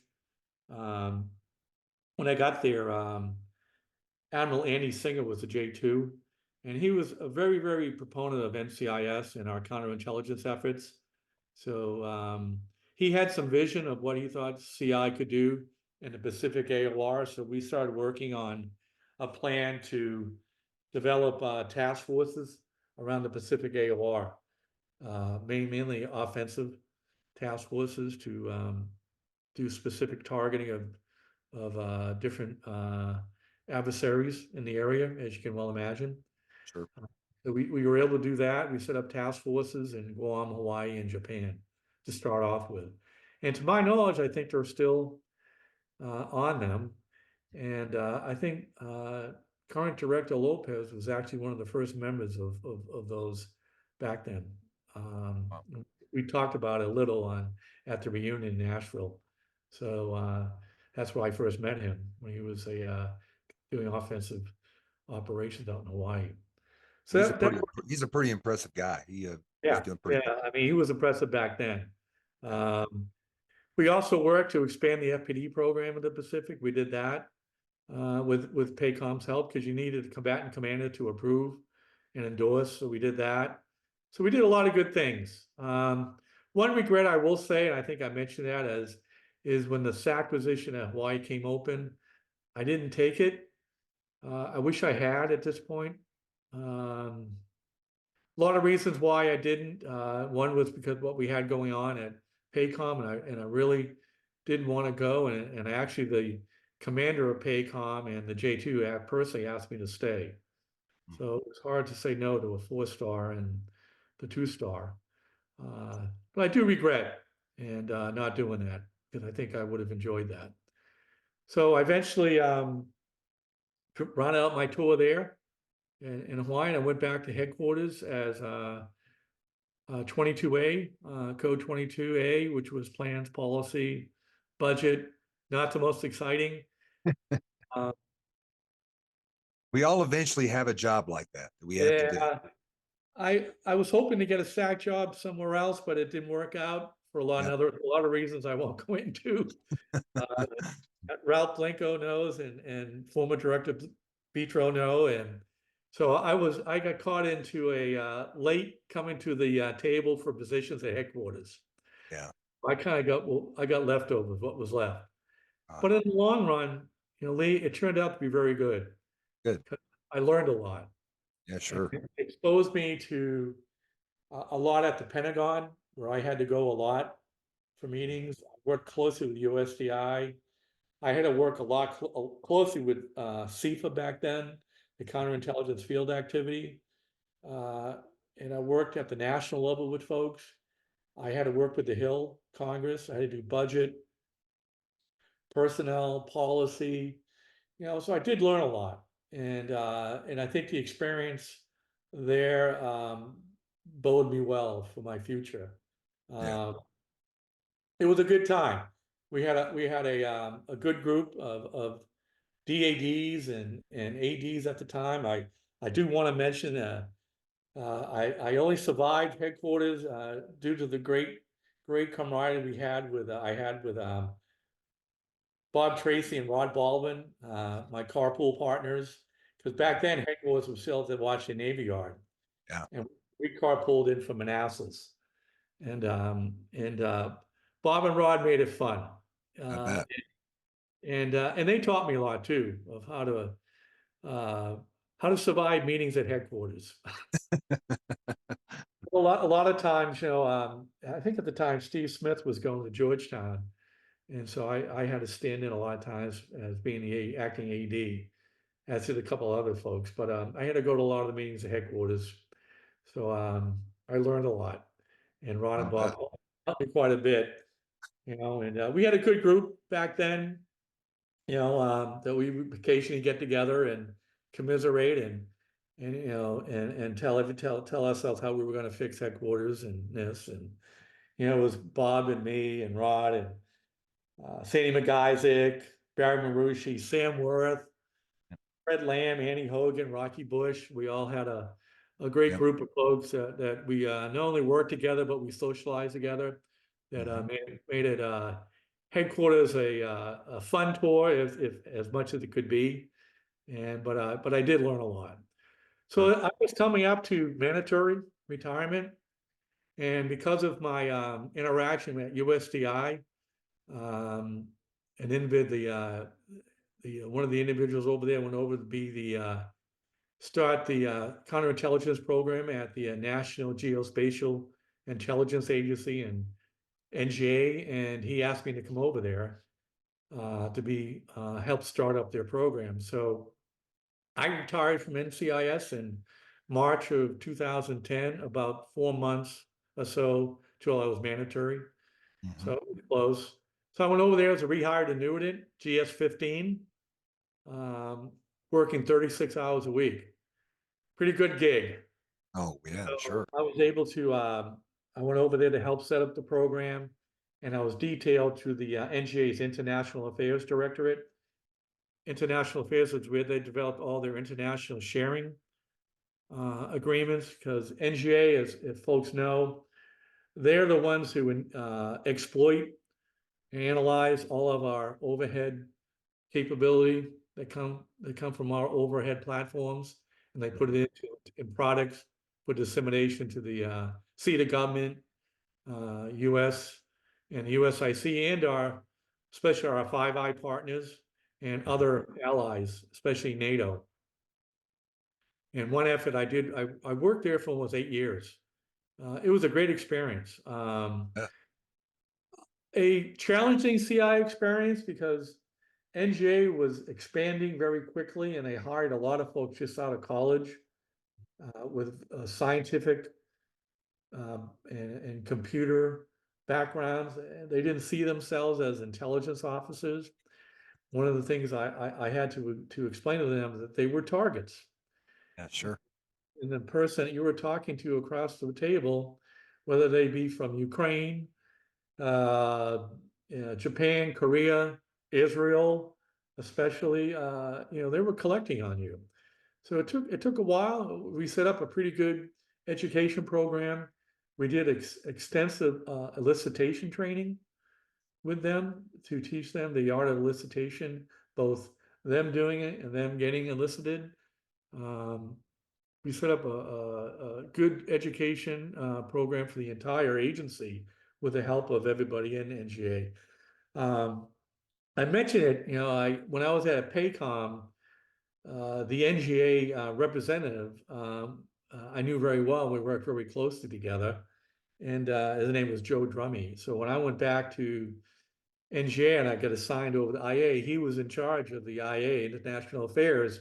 So we had already an established relationship, and really gave me carte blanche on setting up, a CI program within NGA IA. Worked very well. And eventually it turned out to help even more because Joe went over to be basically the director of intelligence for NATO. And NGA and the USIC wanted to expand our sharing with NATO. And NATO was a CI nightmare. Oh, yeah. No one could hold a secret, and their IT systems were a mess. Outside the Five Eyes, who could you trust? Um, so I work closely hand in hand with the National Counterintelligence Executive, now the Counterintelligence Center. I work together with NGA and UCOM, the CISO at UCOM, to put together a CI kind of program that we could institute at NATO and at NGA to Mhm. protect. And Joe, being the head of intelligence for NATO, was a great proponent to help sell it to the leadership at NATO and other member countries. And so we were able. I had to go before a USIC, U.S. Intelligence Community Board that consisted of State Department, CIA, DIA, NRO, National Reconnaissance Office, NGA, few others, where I had to brief the heads of those agencies, not the director of DIA, but the deputy director of DIA, the head of State Department INR, the Pentagon, etc., USDI, and convince them they should allow that NGA can expand their sharing to another level, almost not quite to the level that we shared with our Five Eyes, but close to it, and it got approved. Wow. So I was pretty proud of that, and if you can't see it here, but I have a plaque from NATO that they sent me thanking me for the efforts on that. So I kind of did what I could there. So I decided that I wanted a shorter commute. So in around 2018, I went where all NCIS, retired NCIS agents go, and I went down to JACITA, the Joint CI Training Activity Academy at Quantico, and I joined the team there. Jeff Brackett, if people know Jeff Brackett, Oh yeah. was the khaki team lead there. He made me an offer I couldn't refuse, or I Uh-huh. guess I made him an offer he couldn't say no to. Yeah. So I hired on down there and did my last 2+ years of teaching the next generation of CI agents. And I said it was kind of interesting, and I knew I felt old when I was teaching the sons and daughters of agents I went to basic school with and Oh other sure. agents, and had fun, reminiscing, but also fun talking to them and understanding where the agency was, where they're going. Also kind of laughed, chuckled. I'd hear the same complaints that we used to complain about, 20, 30 years ago. They still Yeah. complain about the same things, but I always tell them, I said, you wait till you get in a position of leadership. And I said, don't you ever turn up an opportunity to go back to headquarters to see how it works. Yeah. Because when you go back to the field, you're very valuable to help, help that, we go. So I did that, and I retired, and finally retired in March of finally 2010. Oh man. And, right before COVID, I actually right in the middle of COVID. And my wife Bibiana and I, we packed up and we moved down here to Lakewood Ranch, Florida, which is just outside of Sarasota. Hmm. Down here with my other fellow NCIS agents, retirees, That's me, become a real NIST community down there. yeah, Heather Powers, Sandy McIsaac, Chris Cody, Lee Yeah. Holbrook, Warren Brownlee, Lee and Sue Treesh, and I'm sure we'll have others come down and join us here. It's fun. We get together, I see them once in a while, and so I'm enjoying it. Jacinta tried to get me to come back on a part-time basis, but I said no. I've 42 years. That's what I've done is enough, I think, Lee. Yeah, you'd So have to live in Jeff Brackett's house full of yeah, Florida. yeah, I don't think that, and I don't think Mrs. Cloonan was too happy about and not that my golf game's any good, but I still wanted to work on that. Yeah, But sure. but I've enjoyed it. It's been a great career. Met a lot of great people. Don't want to end without thanking a couple of other people, especially at headquarters when I was there when I retired. Teresa Hemmer, she kept me out of jail. Teresa, if you ever listen to this, thank you very much. She was my lead professional staff, and Debbie Wells, who also was a great help to me when I was at Norfolk and also when I was at headquarters. All of us who get in positions of authority or leadership, you can't survive, you can't be successful without a professional staff. That's right. At Norfolk, when I was in London with Rod and Griff, are at headquarters. I want to give them a huge shout out to being so great to me and helping me as I throughout my whole career. Yeah. So with that, Lee, I think I'll end it. It was a pleasure. As I said, I hope folks enjoy it. And I think we'll talk later about doing a separate podcast on the Utilize Apollo documentary. And I'll work to see if I can get that released to at least Yeah, that'd be NISTA, awesome. probably I gotta via. tell you, I hope you can get that released because I watched it and I was just blown away. Well, some Um, way, I think we'll have to try to do it via the NISTA website because yeah, there's limited access to it, just for yeah, members only. I'll work at trying to get that done because I think for those of us who worked the case and those of us who were in the agency during that time, and those of us who are those agents who maybe heard about it, seen it in the news and want to know what it's all about, I think it was a great case.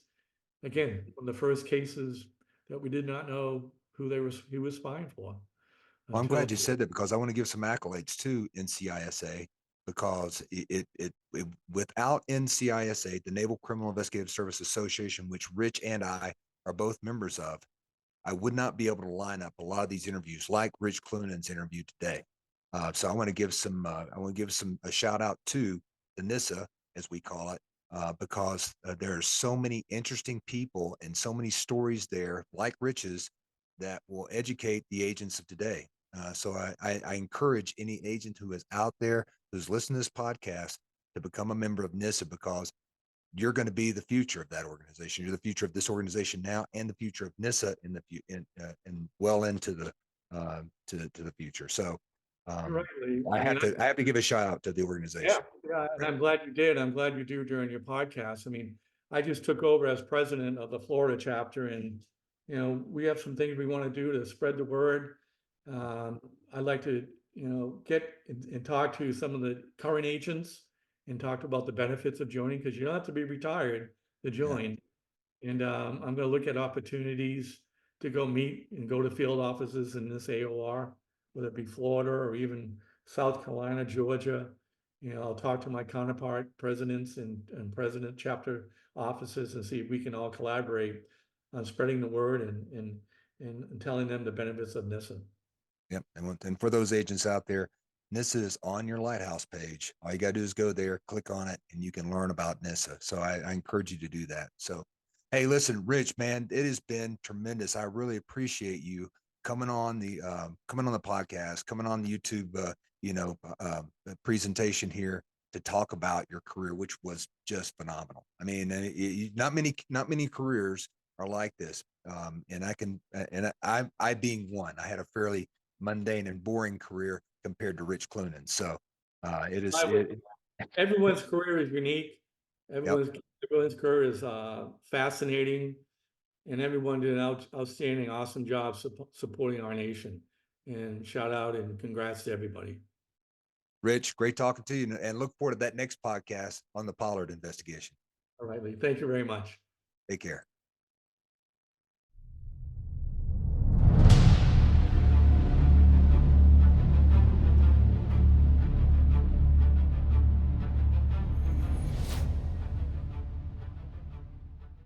Hey, if you like today's show, please like, subscribe, and leave your comments down below. And we'll see you next time on NCIS Reports from the Field.